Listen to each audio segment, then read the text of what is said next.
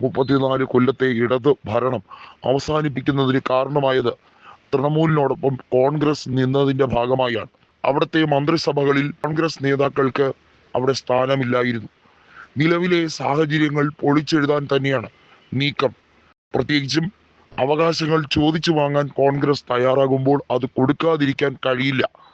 India മുന്നണി വളരെയധികം ദുർഘടം പിടിച്ച ഘട്ടത്തിലൂടെ കടന്നു പോകുമ്പോഴും ഈ രാജ്യത്തെ പ്രധാനപ്പെട്ട നിയമ സംഹിതകളെ വെല്ലുവിളിച്ചുകൊണ്ട് എല്ലാം ഭേദഗതി ചെയ്ത് തെരഞ്ഞെടുപ്പ് കമ്മീഷനെ കൊണ്ട് വലിയ തോതിൽ കൃത്രിമത്വം കാണിപ്പിച്ച് അധികാരത്തിലേക്ക് വരാൻ ശ്രമിക്കുന്ന മാറിയ കളികളെ പൊളിച്ചെടുക്കാൻ ഒറ്റക്കെട്ടായി നിന്നാലേ മതിയാവുകയുള്ളൂ എന്ന തിരിച്ചറിവ് മമതയ്ക്കും സ്റ്റാലിനും ഒരുപോലെ വന്നിരിക്കുകയാണ്.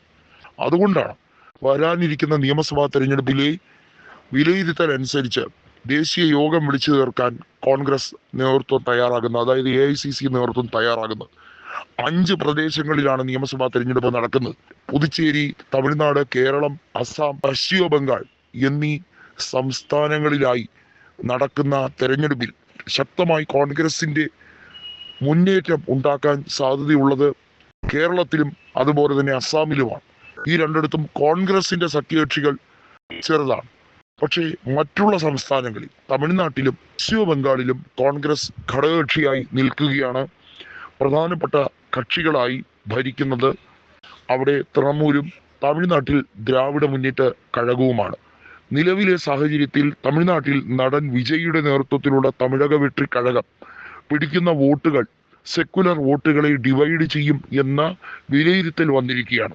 പ്രത്യേകിച്ചും AIADMK ഇപ്പോൾ BJPയുമായി സഖ്യത്തിന്റെ പേരിൽ മുന്നോട്ട് പോകാൻ ശ്രമിക്കുമ്പോൾ അവിടെ സെക്കുലർ വോട്ടുകളിൽ വിള്ളൽ വീണാൽ അത് ദോഷകരമാകുന്നത് സ്റ്റാലിന്റെ പാർട്ടിക്കും സഖ്യകക്ഷിയായ കോൺഗ്രസിനും തന്നെയാണെന്ന് വിലയിരുത്തൽ ഉള്ളതുകൊണ്ട് തന്നെയാണ് കൂടുതൽ അവസരങ്ങൾ സഖ്യകക്ഷികൾക്ക് കൂടി നൽകുന്ന രീതിയിൽ കൂട്ടുത്തരവാദിത്തം എന്ന രീതിയിലേക്ക് മുന്നോട്ട് പോകുന്നത്.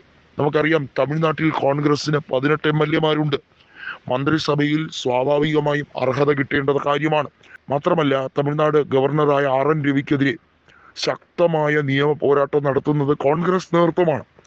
സുപ്രീം കോടതിയിൽ നിന്നും ദ്രൗപദി മുർമുവിനെതിരെ ശക്തമായൊരു വെർഡിക്റ്റ് വന്നതും അവിടുത്തെ ഗവർണർ നടപടിക്രമങ്ങൾ, തമിഴ്നാട് സർക്കാരിന്റെ നടപടിക്രമങ്ങൾ വൈകിപ്പിക്കാൻ വേണ്ടി ബോധപൂർവം രാഷ്ട്രപതിയെ കൂട്ടുപിടിച്ച് പല രീതിയിലും അഭ്യാസം ഇറക്കുന്നതിനെ സുപ്രീം കോടതി മുളയിലേ നുള്ളിക്കളഞ്ഞു.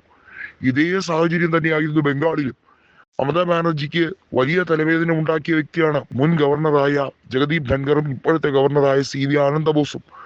ഇവരെ നിലയ്ക്കുയർത്താൻ തൃണമൂൽ നേതാക്കൾ പരമാവധി ശ്രമിക്കുന്നുണ്ടെങ്കിലും അതിന് കുറച്ചുകൂടി ആക്കം കൂട്ടുന്നത് അവിടുത്തെ കോൺഗ്രസ് നേതൃത്വം കൂടിയാണ്. കോൺഗ്രസിന് ബംഗാളിൽ 2 സീറ്റുകൾ പോലും നൽകാൻ തൃണമൂൽ തയ്യാറാകാതെ നിന്നപ്പോഴാണ് കഴിഞ്ഞ തവണ ഒറ്റയ്ക്ക് മത്സരിച്ചത്. ബഹ്റാംപൂറിൽ അവിടെ അധർ രഞ്ജൻ ചൗധരിയുടെ പരാജയം, അതുൾപ്പെടെയുള്ള കാര്യങ്ങൾ കോൺഗ്രസിനെ അലോസരപ്പെടുത്തി. തമിഴ്നാട്ടിൽ സ്റ്റാലിൻ ചെയ്യുന്ന മര്യാദ ബംഗാളിൽ എന്തുകൊണ്ട് മമത കാണിച്ചില്ല എന്നുള്ള വലിയ ചോദ്യമാണ്.